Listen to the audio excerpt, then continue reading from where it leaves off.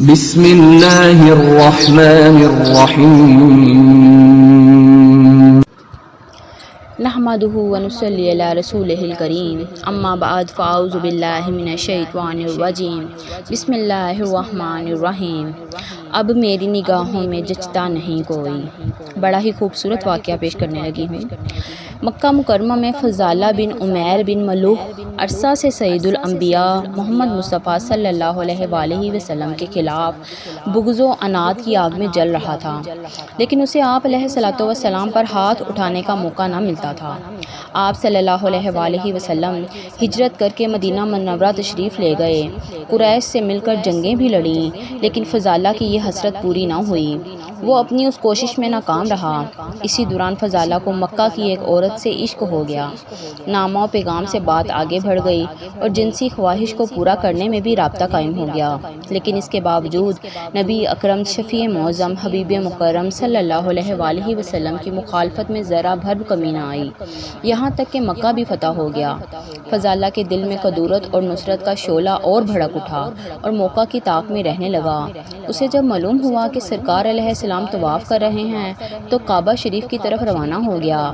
راستے میں اس کی معشوقہ ملی اور حالات کی دعوت دی، مگر جواب میں صرف اتنا کہہ کر اس کو بھی پس پشت کیا، میں ایک بہت بڑے کام پر جا رہا ہوں، واپسی پر ملاقات ہوگی۔ سرکار دو عالم صلی اللہ علیہ وآلہ وسلم طواف فرما رہے تھے، فضالہ بھی طواف کرنے لگا۔ جب آپ علیہ الصلوۃ والسلام کے قریب آیا تو آپ صلی اللہ علیہ وآلہ وسلم نے فرمایا، فضالہ ہے؟ اس نے جواب میں کہا، جی ہاں میں فضالہ ہوں۔ غیب دان نبی صلی اللہ علیہ وآلہ وسلم نے فرمایا، تو ابھی دل میں کیا سوچ رہا تھا؟ فضالہ نے جواب دیا، کچھ نہیں، میں تو اللہ کے ذکر میں مشغول تھا۔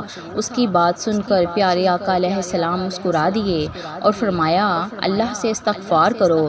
فرمایا، اے فضالہ، تو گھر سے تو یہ ارادہ لے کر چلا تھا؟ فضالہ ساری حقیقت سن کر ابھی خاموش ہی کھڑا تھا کہ رحمت للعالمین کا مبارک ہاتھ اٹھا اور فضالہ کے سینے پر رکھ دیا۔ جو ہی ید اللہ والا ہاتھ مبارک فضالہ کے سینے پر پہنچا، فضالہ کی قسمت کا ستارہ چمک اٹھا اور فضالہ کا سینہ نور ایمان سے جگمگا اٹھا۔ کفر کی تاریکی ایمان کے نور میں بدل گئی اور عشق مجازی کا رخ عشق مصطفیٰ صلی اللہ علیہ وآلہ وسلم میں بدل گیا۔ وہ فضالہ جو تھوڑی دیر پہلے رحمت للعالمین کی جان لینے آیا تھا، اب جان رحمت، جان عالم کے قدموں میں گر کر اپنی جان کا نذرانہ پیش کرتے ہوئے کہتا ہے، حضور مجھے کلمہ پڑھا کر اپنے عشاق کی صف میں شامل کر لیجئے اور میری خطا معاف کر دیجئے۔ سبحان اللہ۔ نبی پاک صاحب الاولاق سیاہ افلاق صلی اللہ علیہ وآلہ وسلم نے کلمہ پڑھا کر اپنے صحابہ کی صف میں شامل فرما لیا۔ فضالہ رضی اللہ تعالیٰ عنہ فرمایا کرتے تھے، خدا کی قسم، جو ہی آپ صلی اللہ علیہ وآلہ وسلم نے میرے سینے سے اپنا دست مبارک ہٹایا، میرے دل کی حالت بدل گئی، بغض کینہ نکل گیا، عورت کی محبت نکل گئی اور میں آپ علیہ الصلوۃ والسلام کے عفو و کرم کی محبت سے سرشار ہو گیا۔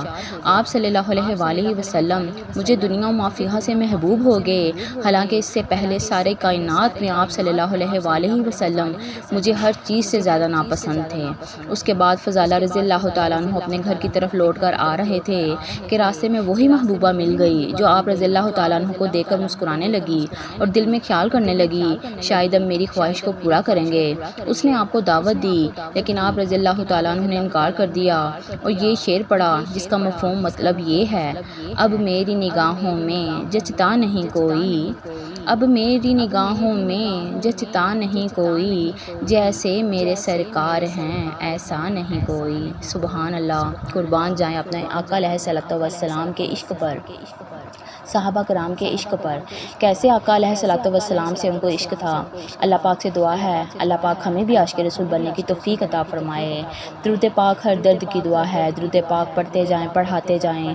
اللہ پاک ہم سب کو اپنے حفظ و امان میں رکھے۔ وما علینا الا البلاغ المبین۔